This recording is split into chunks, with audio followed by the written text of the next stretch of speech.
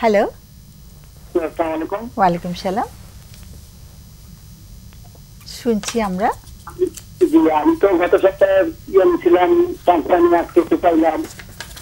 Sorry. আমি আপনাকে বলছি যে আমি আজকে দীর্ঘ 18 বছর বিয়ে করেছি।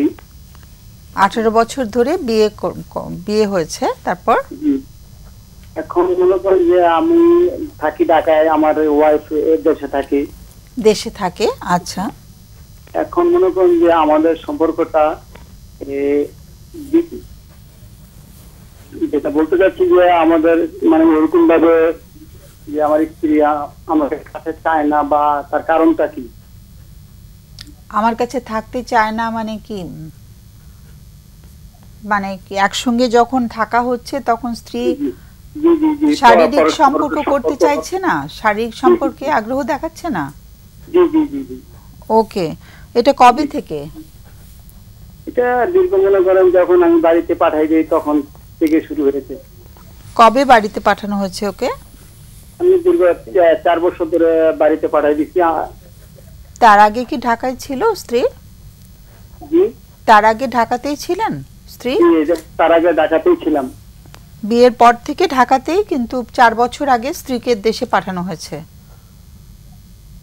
তাই কি? জি জি। এটা কি, এটার কারণটা কি ছিল পেছনে? না, এর পিছনে কারণটা আমি কিছু দেখতে পাচ্ছি না। যে না না না, স্ত্রীকে পাঠিয়ে দেওয়ার পেছনে কি কারণ ছিল? সেটা করোনার কারণে। কোভিডের সময়? যে কোভিডের সময়। তো কোভিড তো শেষ হয়ে গেছে আগেই। আমার আর্থিক সংকটের কারণে আমি আচ্ছা, মানে কোভিডের সময় থেকে কি আর্থিক সংকটটা হয়েছে, নাকি আর্থিক সংকটটা আগেও ছিল? এটা কোভিডের কারণে আমার আর্থিক সংকটটা হয়েছে। কোভিডের সময় হয়েছে? কোভিডের সময় কি আর্থিক সংকটটা তখনই হয়েছে? কি কারণে কোভিডের সময় কি কি অসুবিধা হলো যে আর্থিক সংকট তৈরি হলো? এটা ব্যবসা বাণিজ্য মনে করেন যে আমি ঠিক মতো করতে পারি না। এই আমি মাস বসা ছিলাম বা দেখাচ্ছিলাম। তো স্ত্রী কি অভিমান করেছে সেজন্য শারীরিকভাবে সে চাইছে না কাছাকাছি আসতে? এই কারণে তার ভিতরে কোভিডের ভিতরে আমার একটা ছেলে হয়েছে লাস্টে। ছেলের 4 বছর। হ্যাঁ হ্যাঁ। এই ছেলে হওয়ার পর থেকে এখন মনে করেন যে আমাকে আর কাছে ঢুকতে দেয় না আর কি, খুব কম। আচ্ছা, মানে ছেলে হওয়ার সাথে কি ওটার কোনো সম্পর্ক পাওয়া যাচ্ছে কোনো খুঁজে? না, এরকম তো পাচ্ছি না। তার কারণ আমি কখনো প্রশ্ন করি নাই যে কারণটা কি বা কি আসে বিষয়। মানে ও একেবারে অনীহা প্রকাশ করছে? মানে যা নিয়ে সব জোর করে নিতে হয়। সহ্য করে নিতে হচ্ছে? জোর করে। আচ্ছা, যেটুকু নেওয়া হচ্ছে জোর করে নিতে হচ্ছে। ও খুব প্রতিবাদ করছে তখন? আচ্ছা, তো এটা তো অনেকটা তো মানে আমরা যেটা ইংরেজিতে বলি যে রেপ করা হয়, তাই না? এরকম কি মনে হয় যে স্ত্রীকে রেপ করা হচ্ছে? যদিও মানে রিলিজিয়নে বলে যে স্ত্রীকে রেপ করা হয় না, কিন্তু মানে জোর করেই তার সঙ্গে শারীরিক মিলনটা করতে হচ্ছে, তাই তো?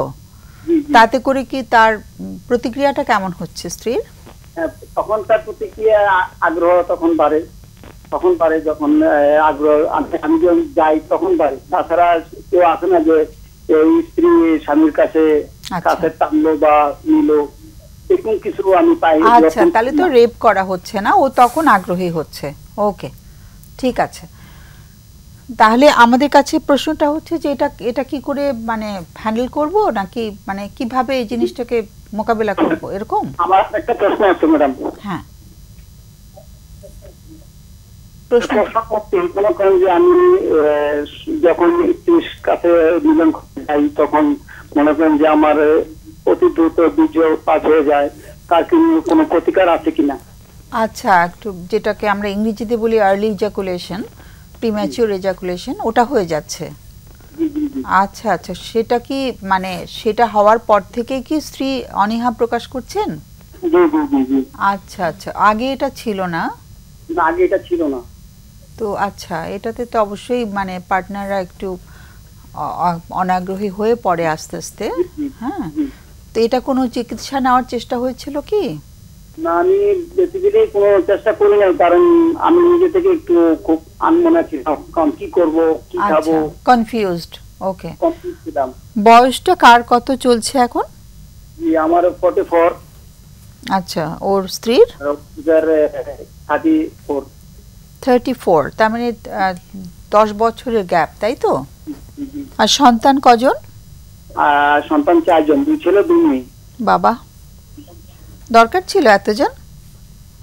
আল্লাহ দান, আল্লাহ দিয়েছেন ম্যাডাম, কি করবো বলেন। ঠিক আছে, বাট একটু ব্যবসাও তো ভালো চলছে না, অর্থনৈতিক সংকট আছে, তো সেই জন্য বললাম আর কি, তাই না? আবার মানে বাচ্চাদেরকে বড় করতে হলে সুন্দর করে তো অর্থনৈতিক ব্যাপারটাও খুব জরুরিভাবে আসে। ঠিক আছে, আমরা সেরকম ম্যাডাম আমার লাস্টে ছেলে হওয়ার পর থেকে আমি একটু আর্থিক সংকটে পড়ে গেছি। তার আগে তো আল্লাহ পাক আপনাদের দয়া ভালোই চলছিল, খুব ভালো আছিলাম। ওকে, ঠিক আছে, এখন আর্থিক সংকটটাও আছে, সন্তানও 4টা, স্ত্রীও আগ্রহ দেখাতে পারছেন না শারীরিক সম্পর্কে, অনেকগুলো সমস্যা একসাথে তৈরি হয়েছে। আচ্ছা, তাহলে আমরা প্রশ্নটাও পেয়ে গেছি। একটু লাইনে থাকতে হবে, আমাদের অতিথিদের কোনো প্রশ্ন থাকতে পারে, কেমন? একটু লাইনে থাকতে হবে। কোনো প্রশ্ন আছে? আমার একটা আছে। আচ্ছা, আপনার ওয়াইফের কি ডায়াবেটিক্স, হাইপোথাইরয়েডিজম বা থাইরয়েডের সমস্যা, হার্টের কোনো সমস্যা বা হচ্ছে এরকম সমস্যা আছে? যেটা থাইরয়েডের সমস্যা আছে, আমি এটার জন্য ওষুধ খাওয়াইতেছি। ওষুধ খাচ্ছে না? থাইরয়েডের সুতুন। জি জি জি, ঠিক আছে, ওটা ডক্টরের সাথে কথা বলে নেবেন। আর এটাই, হ্যাঁ। আর প্রশ্ন আছে? আর প্রশ্ন নেই। আচ্ছা, আপনি তো বললেন আপনাদের 2 ছেলে 2 মেয়ে, আপনার ম্যারেজ লাইফ কতদিনের, মানে কত বছর হলো বিয়ে করেছেন? বলতে আমি প্রেম করে বিয়ে করি নাই, আমার পারিবারিক ভাবে বিয়ে হয়েছে। আমি বিয়ে করছি আজ 24 বছর। আচ্ছা, তো যখন বিয়ে করেছিলেন ওই শুরু থেকে আপনার ওই আর্লি ইজাকুলেশনের বিষয়টা ছিল? না, ওই বিষয়টা ছিল না, এই জন্য ছিল না, 5 বছর ধরে এটা হচ্ছে, লাস্ট 5 ইয়ার্স ধরে। জি। আচ্ছা, 5 ইয়ার্স আগে কি স্পেসিফিক কোনো কিছু হয়েছিল, মানে আপনি ভয় পেয়ে গেছেন বা এই ধরনের কখনো আমি করি নাই। আমি আমার মনে করেন যে যখন মন চাইতো তখনই যাইতাম, কিন্তু ওই কারণে তেমন একটা বেশি সাহস পেতাম না আর কি। আচ্ছা আচ্ছা, এটা বুঝতে পারলাম। বা অনিয়া করে, সেই জন্য আমি মানে শেষের কথাটা না ঠিক মতো পরিষ্কার হলো না, মানে এর আগে আর্লি ইজাকুলেশনটা ছিল না, তারপর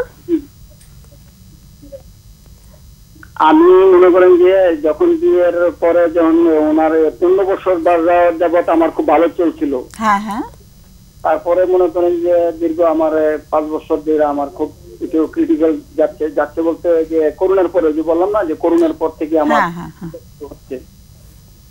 এটার আমি কারণটা আসলে এখন নিজেও বুঝতে পারিনি যে কারণটা কি। আচ্ছা, একটু আমার একটা প্রশ্ন ছিল, একটু ডিপ্রেশন হয় কি মাঝে মাঝে, একটু মন খারাপ থাকে, এগুলো হয়? আমার হ্যাঁ, যেহেতু একটু রোজগারও ভালো চলছে না, একটু কি ডিপ্রেশন হয়? হ্যাঁ, সেটা আমার তো মানসিক চাপ থাকে। আমি সবসময় চাই আমার স্ত্রী ভালো থাকুক বা আমার পরিবার। না, সেটা তো বুঝেছি, কিন্তু সব দিক থেকে তো এখন ভালো থাকা সম্ভব হচ্ছে না, সেখান থেকে একটু মানে বিষণ্ণতা কাজ করে কিনা, তোমার একটা প্রশ্ন ছিল বোধহয়। মানে আমি যেটা বলতে চাচ্ছিলাম, ওই 5 ইয়ার্স আগে যে মানে ওই সময়টা, মানে আপনি বললেন যে করোনার সময়ের পর থেকে কি এরকম হচ্ছে, নাকি করোনার আগে থেকে আপনার আর্লি ইজাকুলেশনটা স্টার্ট হয়? না, করোনার পর থেকে আমার আর্লি করোনার পর থেকে এরকম হচ্ছে। তখন কি ওয়াইফ চলে গেলেন, মানে ঢাকা, মানে ইতে পাঠিয়ে দিলেন বাড়িতে? জি জি, দেশে পাঠিয়ে দিয়েছি বাড়িতে। ওই সময় কি একটা গ্যাপ হয়ে গেল আপনাদের রিলেশনশিপে? গ্যাপ বলতে তখন এখনো আমি সপ্তাহে বা 15 দিন পর পর যখন আমার মন টান দেয় তখন আমি আবার বাড়িতে চলে যাই।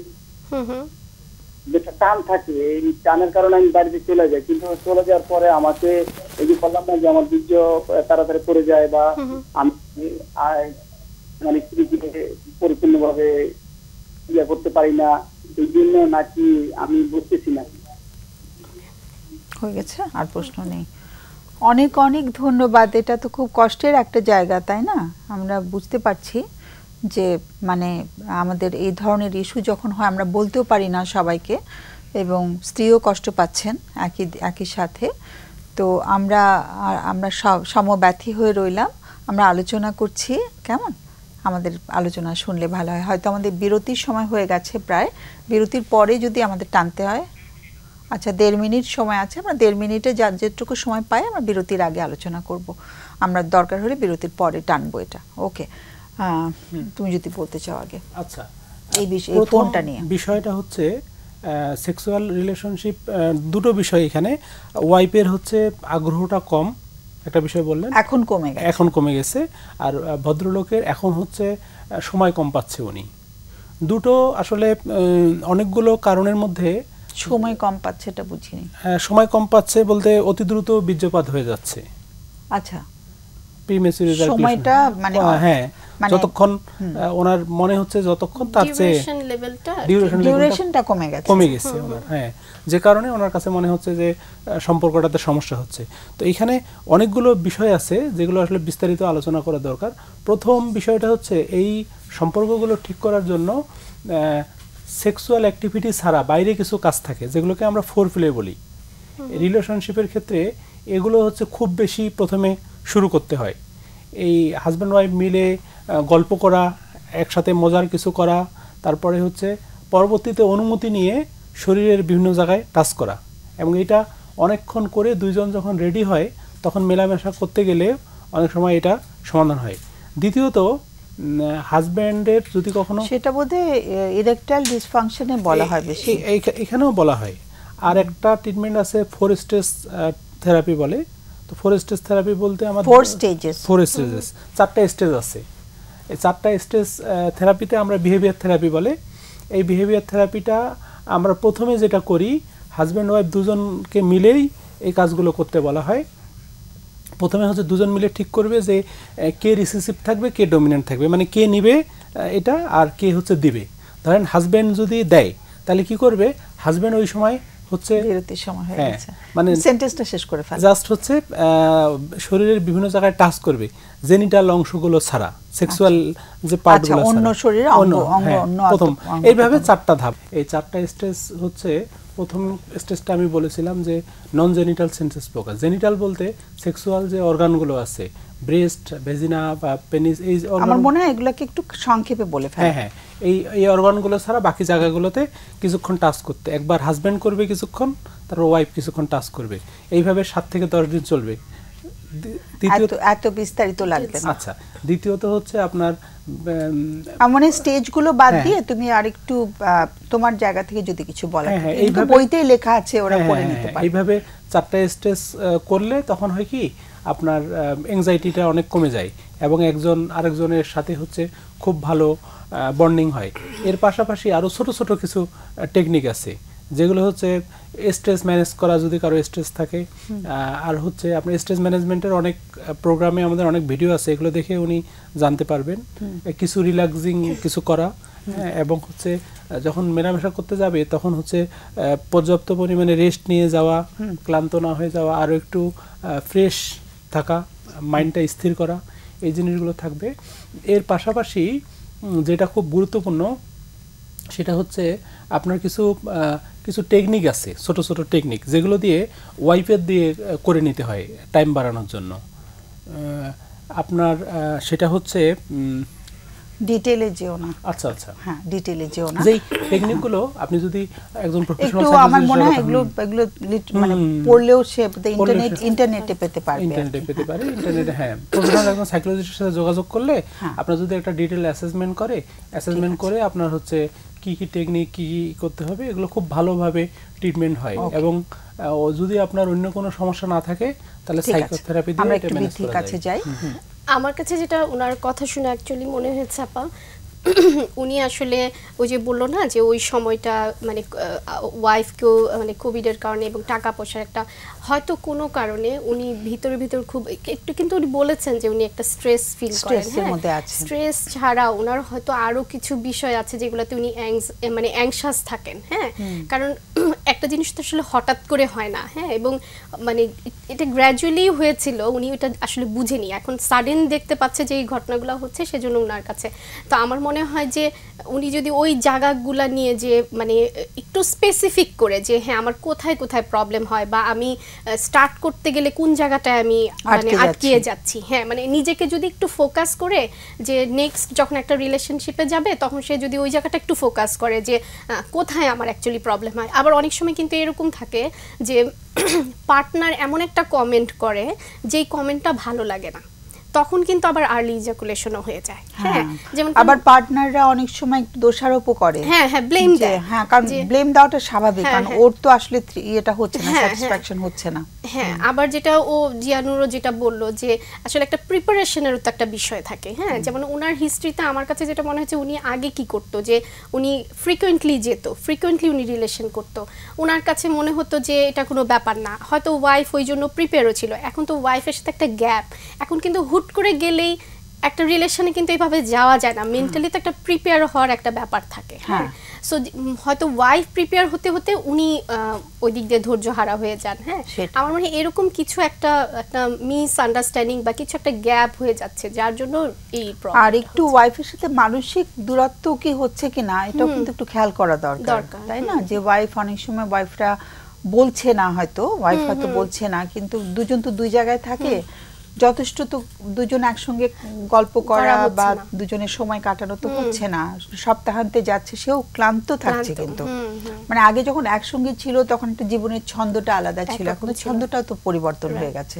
তো মেবি একটা মানসিক দূরত্ব হয়ে গেল কিনা সেটাও একটু ভেবে দেখার বিষয়।